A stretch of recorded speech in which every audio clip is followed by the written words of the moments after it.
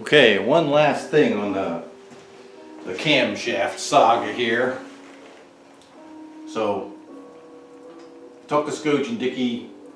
They said that the stock cam in a displacement on demand engine has different lobes for displacement on demand and the non-displacement on demand cylinders. I thought that was a very strange answer. So I thought about it for a while, and I called a friend of mine who's been building hot rods and race cars for 50 years now. And he agreed that that didn't sound right, but he didn't actually ever measure it on an LS motor. So he said to call Crowler cams.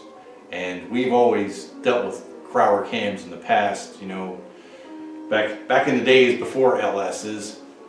And they've always been a very good, honest company to deal with. So I gave them a call. I talked to a guy in their tech support department, told him what I was doing, what motor it was, and he said that the lobes on the displacement on demand cylinders are the same lobes as on the non-displacement on demand.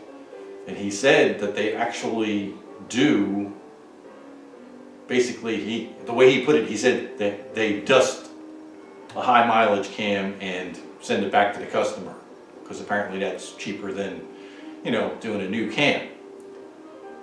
So yeah, you can use the stock displacement on demand cam and just put LS7 lifters in it and plug up the oil holes.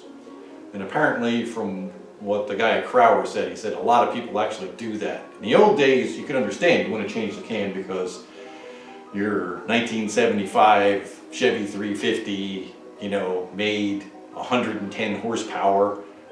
So yeah, that doesn't cut it in hot rod land. So back in the old days, the first thing you do is either redo the heads or change the heads and change the cam. These days, I mean, like this motor puts out 362 horsepower from the factory. The cam profile is actually, well, not exactly aggressive. It's, you know, it makes some power. So unless you want to, you know, just keep it a high revving engine and you need 500 horsepower, there isn't a whole lot of reason to change the cam. You just want to get rid of the displacement on demand lifters. So we're back to doing that now. So we will be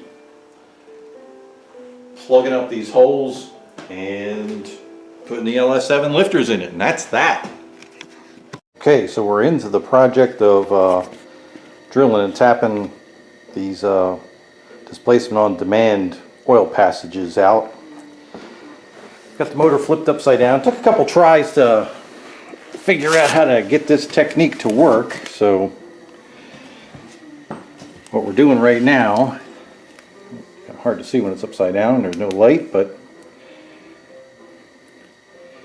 we're working on this bore right here right now, which is this guy. We just tapped it out, and as you can see, what I've done is taken a paper towel and a pair of long needle nose pliers and put a little bit of carb cleaner on it and stuffed it down. If you can see this, hard to man the camera and point the flashlight at the same time here. The passageway, it'll work better under here, I don't know. Yeah, I think you can kind of see that. The passageway, are we in the right bore? No, not that bore, this one. Sorry. You can probably see that passageway on the bottom right before the paper towel. That is this hole right here. So now that it's upside down, basically what we can do, and the paper towel is blocking the way there, we can squirt carb cleaner in there and compressed air, and all the crap should come out the hole there.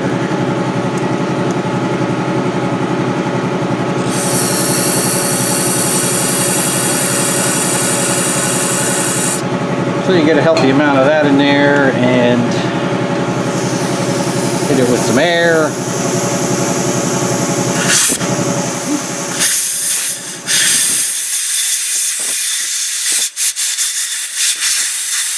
At this point, since the paper towel is up in there, you can actually go in here and blow it out some too.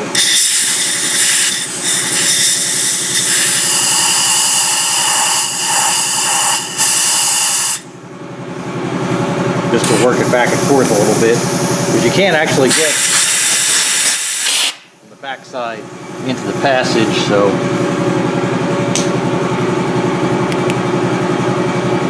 now we'll go up in there with our long needle nose pliers if we can find them. We should be able to grab this thing out of here. There's a piece of it.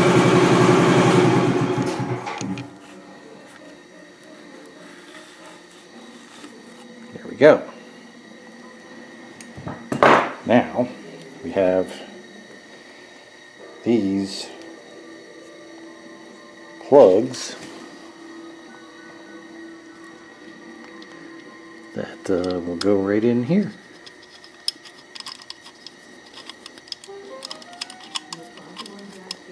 As you can see, we've done the front two already there.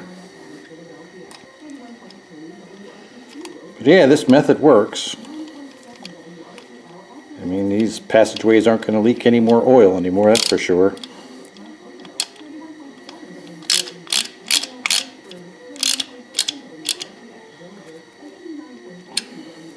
There we go.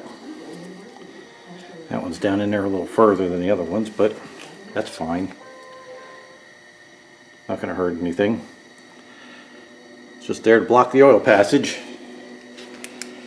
And the way I started this was I had my drill marked, see that placky, that Sharpie there, mark on it. That's about 1 inch.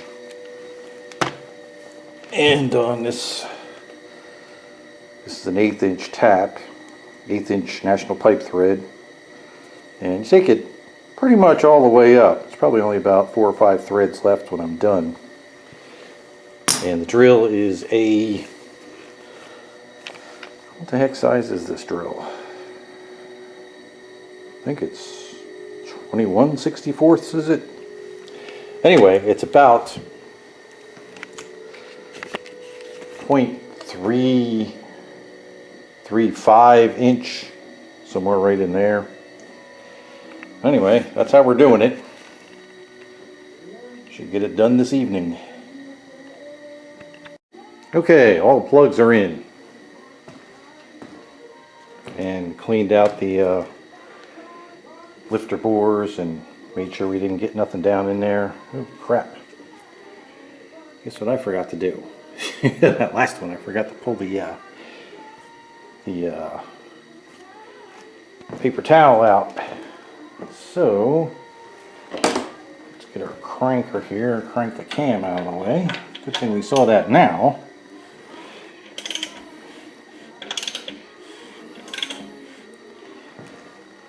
I should be able to pull that out through the bottom here.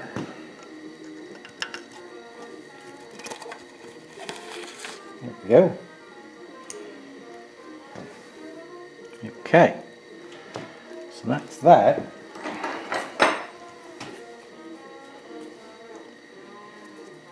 Yeah, I guess we'll have to do a little more cleaning. A couple of chips got out when you pull it out that way.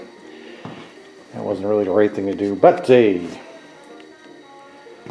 in there. And it's not too huge of a deal if you get some chips in the engine. I mean, it's aluminum. It's not like it's hard steel or anything where it's going to do some serious damage or anything.